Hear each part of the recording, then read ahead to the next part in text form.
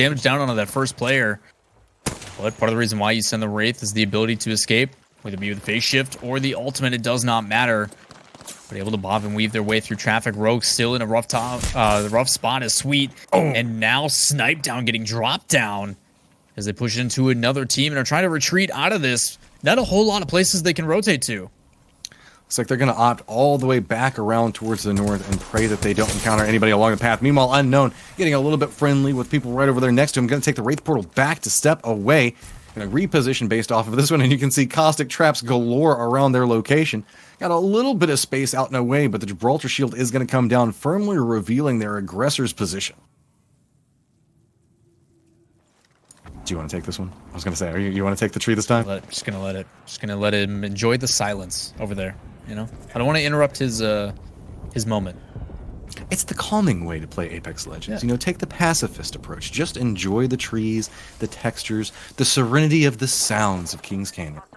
I feel like Rain needs to be playing right now. I need to like curl up with a nice blankie and just like take a nap. All right, well, let's turn this one back around. Let's get a whole bunch of throwables out. As you can see, Rogue does manage to get one of their members back up. Now looking to see how they're going to make the aggression back over towards us. Got to be careful. Taking a couple of shots onto it, trying to retreat back off on this angle, but no clear path. It's going to be ISMP still holding the angle up in front of them, just raining down death and destruction right on top of them. Opting to step away from this one, ISMP going to instantly retreat back over towards the Wraith Portal, but MVP trying to make a play on the outside of this one as well, repositioning back onto it, and you can see it's a lot of run and gun. People stepping in, taking a shot, instantly taking the Wraith Portal back out, but there's not a lot of options to work with right on this edge of the ring. It is just turning into a problem for every single one of these teams. They're all clustered up too close, and there is nowhere for them to go. Just so many players in the way as Madness ends up meleeing a Pathfinder that's stuck. Not sure if there's an issue there, but might be disconnected, so he puts him in a position to keep him a little bit safe. Trying to put him back inside, so teamwork coming out in the most unconventional way as MVP had a really good spot on the high ground. Trying to peek on the corner, see if he can get some shots in. It. It's too ridiculous. He's punching him around to try to avoid him taking any shots right now. Using a little bit of bait, but he's going to take a couple of shots and retreat back away from this one. Is he going to continue to try to bait this one out and maybe punch him back down that hillside? I mean, it makes sense if he needs to. He doesn't want to give away those kill points. So aim assist on the top side going to be rotating across here on the northeast. But we actually saw this earlier today where someone in EMEA, they got knocked and he was behind the person punching them, trying to, you know, push them ahead. They ended up both getting knocked and dying, so it didn't work. So who knows? Madness is able to save his Pathfinder this time, but who knows for how long. His aim assist up on the top. Designful doing a good job of that wingman getting pegged from further across. He's got some support on the back end side as MVP. Able to rotate in. Vaxalon's going to get dropped down on his team by Crummy up top. Trying to finish off this kill. Get those kill points. Going to throw that Arc Star. But needs to be careful as there's another team up top. As he drops down, finishes the kill and gets those 2 points. But what is it worth as he gets removed completely by Matt Pickett? Pal's got to play this one very, very carefully. He knows that there are a ton of teams that are up can't play this one. He's AFK. He's disconnected. That's true. Well, hey, look. Not moving. He's playing so careful, man. Points. He's playing so careful. He's not even I was caught up in looking where I was looking at his health bars. Didn't notice the other side of it. Leave me alone. I feel sad now. Hey, man, you wanted to play safe, and he's playing super safe. So safe. He is. He's not even clicking the keyboard, all right? Not even going to make a sound. Yeet Squad, though, in a very strong position right now. We've been seeing a lot of the fights happening back over towards that northeast, and a lot of remnants or squads trying to make an approach over here. They've opted into playing down below everything, getting themselves a firm stronghold to work from. Question comes into play is if anybody's going to even try to aggress along these points. We got a lot of people that are just kind of clinging to the outside. NRG very close towards center right now, but all the fights are happening off in the distance. It's going to be very difficult for them to pick up a lot of kills as it feels like everybody's fighting on the outside of it. Talked about the safety of this position. You can see it's even going to end up in the end point for it as a lot of long range shots all happening on the outside of NRG, but no line of sight.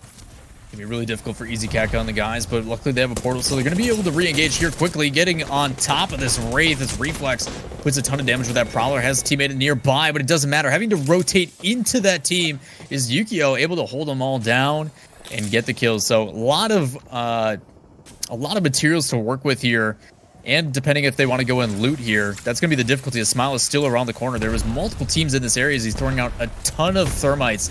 Should allow them to push forward a little bit as they end up getting a ton of damage on the back end side. We had 2 team members removed, and he ends up checking that corner, ends up blasting this Pathfinder in the face.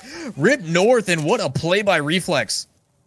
Good awareness of hiding holes and where people might be trying to survive from. Now how Smile are going to make their move based around this. You can see they essentially have to opt going up towards the north and circling back around towards the east, or going down to the south and circling around.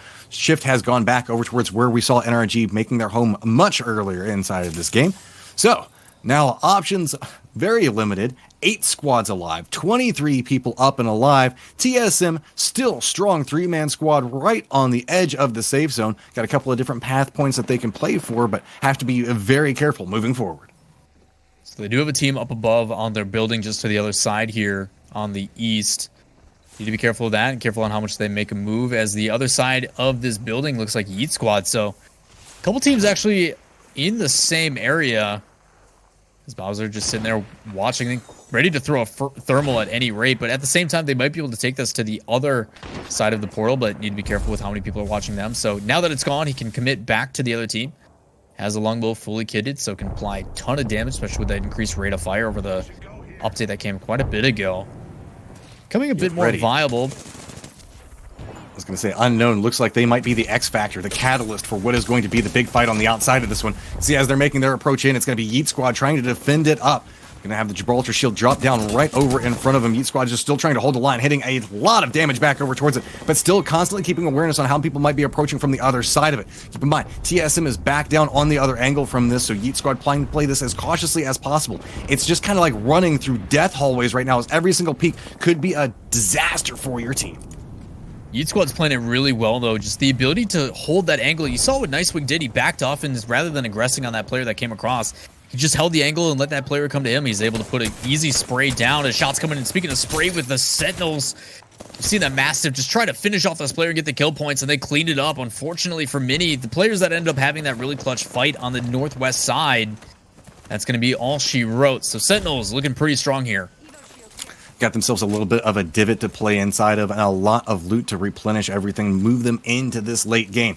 6 squads up. We've got 16 people playing in a very small circle at this point. NRG still playing out around this. Crummy has managed to sneak in for Unknown right on the edge of the ring, but not a lot of good options up in front of him on how he's going to make this approach.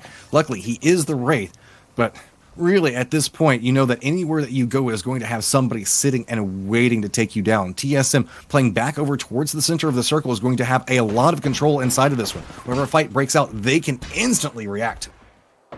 Kind of curious to see on how they're going to play this one. Obviously, they're in the middle. They have the positioning in the circle, but not the high ground, so need to be careful, especially with the Yeet Squad right on the outside. Trying to see if they can spot somebody down below. They end up doing that. And luckily for Bowser, he's got that thermal scope, so able to spot him out relatively with ease.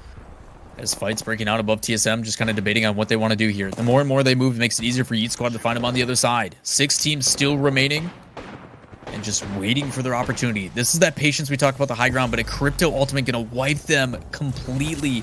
And it affects so many people. Oh, the ring coupled with Crypto, it is near on impossible to see anything. Team Liquid holding down a nice position. TSM just mowing down anybody that walks into their neighborhood. They know that there's a team up above them. Go ahead and step out, instantly ripping them into a ton of damage out there. Knows that they're going to have to push up into this. Going to instead opt into playing down below, as they know that they have utility that they can pick up over here to propel them into what could be a healing battle. Still 4 teams remaining, and you want to talk about a healing battle. Look how healthy Sentinels is on the outside, able to poke from a distance. But it is going to force everybody in. So for the benefit of TSM, people are going to have to drop down to find them. At the bottom, they've got so much to work with, so they can go for the heals. And Sentinels might end up playing for the late game, where they're just going to try to drop everything off to everybody else and see what they can do to give to one player. They might just play the heal game. Very viable option towards the end here, especially with so many teams remaining, as NRG still alive, trying to poke from the top side. I like the peaks back down in between every crack that they can find. Trying to inflict more damage back over towards Liquid. Casper does go down. NRG not wanting to firmly commit just quite yet, as they know there's a lot of people all stacked up right along this house. Out of the 4 squads that are alive right now. 3 of them are all stacked inside of this position. So the moment you step away from it, you could find yourself in a little bit of trouble. Up on the top of it, instantly run up, pick up one of them. So that's going to be a nice capitalization point to move us down to 3 squads. It's going to be Sentinels looking back over towards everybody inside the household. Not a lot of options to work with. The high ground on one point, low ground on the other, and a range coming in to be the factor for Sentinels. Gonna see how this one's gonna play out, but look, it's gonna be a Wraith going back over and forward, trying to dance around just a little bit, maybe giving themselves a little bit of positioning depending on how the Wraith portal comes through, as it is gonna be ult upon ult just dropped off in such a small circle. I'm curious to see how TSM's going to play this one. They hear the fight coming out from NRG, and on this other team, I think it's Liquid possibly on the, or no, it's Sentinels on the outside. So 3 teams all in the very relative top parts of the map, or where we consider them to be, and TSM just hears it coming out over and over again. So they're trying to apply damage. You see the Gibraltar ultimate as well, but trying to use those iframes, trying to wait out. I mean, someone came down, found TSM, and ended up having to go right back up. So at this point, 2 teams fighting up at the top. Just waiting to see how it plays out. Team drops down. Abrolella getting absolutely shredded. TSM on the backhand side. Energy jumping over. Trying to move down as we see 2 teams going back and forth. Using that portal. Energy just going back and forth. Trying to buy as much time as possible in this field. As TSM, the last one surviving. They're able to clutch it up and get the win. What a play by TSM. Patience pays off in the end. They